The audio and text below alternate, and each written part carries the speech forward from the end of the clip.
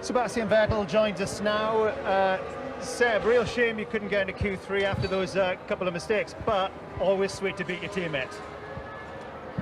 Yeah, I think it was close, you know. I mean, I tried everything, so obviously the little wobbles I had were due to pushing quite hard. I struggled a bit with the fronts after the stop and go in the outlap to get the tires ready, and maybe they weren't quite ready. And then you're playing a bit of catch up, I think, Mark, you knows what I mean. So we see the delta time, and then it's like, oh, you know, you just lose half a tenth, you try to get it back, and by doing that, maybe you lose another couple of hundreds. So, but yeah, I think it was okay. It was tight. The unfortunate thing is that everybody in front is on the medium tire as well, but we'll see what we can do tomorrow. I've sort of moved on from Ferrari already for you. I want you to be sort of into the new environment and enjoying that as soon as possible. British fans watching you here, you love the Brits, you love their comedy, you love their full English breakfast, you know, you know them really well. Aston Martin brand, very big.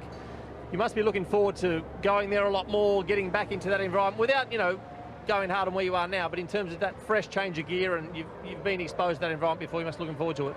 Yeah, I mean, generally I'm always trying to look forward, and obviously, you know, I don't have any regrets. I mean, I've had a great 6 years. Sometimes were really great, other days were not so bright, but I think it's, you know, part of the game. So yeah, I mean, I try to stay in this season first, finishing those 3 races, because I think I owe that to the team and to my mechanics, you know, everything that we've been through. But for sure, I'm looking forward to obviously the new challenge, the new chapter, and yeah, getting back on the island and having a few drinks and jokes. And I think you know, it seems like a fun team, and obviously it's a completely new environment, and everything is new, everything is supposed to start, so it sounds exciting, and can't wait to find out. You know, the Brits don't do pasta like the Italians, you know that, so you got to get, no, you got to go. They leave it in. It's a backwards They leave gear. it in probably double the time that is recommended, so that it's just one lump, murdered. but it's murdered. So, but it's fine, you know.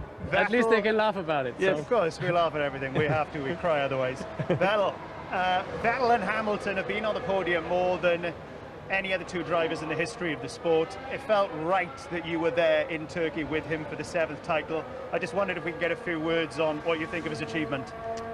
Well, I don't think there's words that can match it. Obviously, you know, him and the team, they had an incredible run. I think, you know, one thing is have the car under you, the other thing is to get the job done. And I think, you know, Lewis has been the driver of the decade, and, you know, since the day he stepped into Formula One, he was impressive, and he's still impressing. So I don't think there's too much else to say. So I was quite happy to be there and witness it, and I told him that great. I'm, you know, no, I think it was great. As I said, it felt right. But it's a proud moment just to be there and witness. So. But I was thinking about you the other day, and I was thinking back in 2013 when you took your 4th world title, I would have bet everything I had that you would get 7 before Hamilton.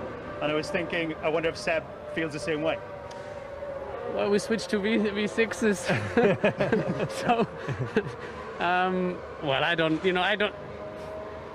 I never aimed at 7. You know, I never aimed at Michael. Michael was an inspiration, and still is. You know, everything he has achieved in the sport, but not as a certain number. You know, it's later on more the person. You know, so yeah, I think. Of course, I'm still hungry and still want to achieve something, but you need to be, you know, after such a long time, you're also realistic. At the moment, if you want to win races, you need to be in a Mercedes. But you know, I don't regret that I won't be next year, and I'm looking forward to the, you know, different and new challenge. And I think you'll kind of be in a Mercedes next year. Yeah, Mercedes powered. So yeah, let's see. I think, and I hope we can, you know, have some fun and surprise some people. Stroll, maybe not world class yet, maybe who knows if he's going to improve over the next few years, but he looks like Formula One is, for me personally, just hanging in terms of the level that Formula One's required over the course of a long season. Clearly, he said, you're going to have to go there and lead this team from the front. He's still relatively inexperienced in terms of, if you do get the performance we hope that Racing Point can deliver you, be at the front to deal with all those expectations towards. So do you see yourself, I'm fascinated where your head's at in terms of what he's going to bring to the table on there. You're going to really sort of be on your own? Well, I think obviously after we split as teammates and Daniel We got was on coming beautifully, in. mate. We got on beautifully. Yeah, I think overall we In did. the end. I think you know, there were some Yes. moments where we didn't clearly, Yeah, but overall I Yes. learned a lot from you, and I think that's going to be the situation as it was, you know, when I raced with Daniel, and Daniel I think learned a lot from me. But it was also good also now with Charles to, you know, get the input from the young guys, and I think it will be similar with Lance. Maybe he's not you know, as consistent yet as some of the other young drivers, but I think, you know, you need to put the lap together in Turkey and put it on pole. Yeah. In those conditions, it's not easy, and he did that, and he led half the race. So whereas many more experienced drivers and supposedly better drivers on paper did lots of mistakes. So yeah, I'm happy to join the team, and I'm happy to help. You know, I've nothing to hide at this stage, nothing to hide anymore, and I'm happy to go flat out and help where I can. Last super quick one. Racing Point, soon to be Aston Martin next year, third in the Constructors. Are you at all just a little bit smug that you're leaving Ferrari to go to a team that seem to have better prospects? I don't look at it like that. Just a tiny bit.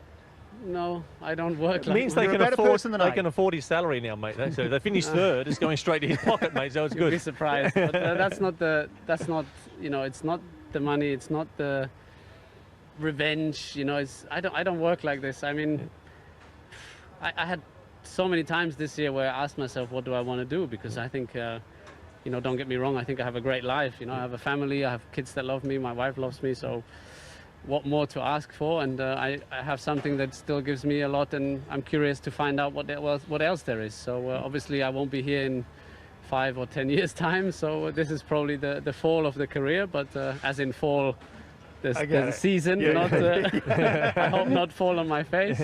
But yeah, you know, I'm curious, and I think it's exciting, so I'm willing to give everything I can, all the experience, mix it all together, and also learn and grow, you know, from that new challenge. We are excited for you. Best of luck tomorrow Good luck, and mate. for the Thank you. future. Thanks, Seb, for talking to you. Cheers. Thank All you. the best. Tomorrow first. Thank you. Yeah. Off he goes. Ben?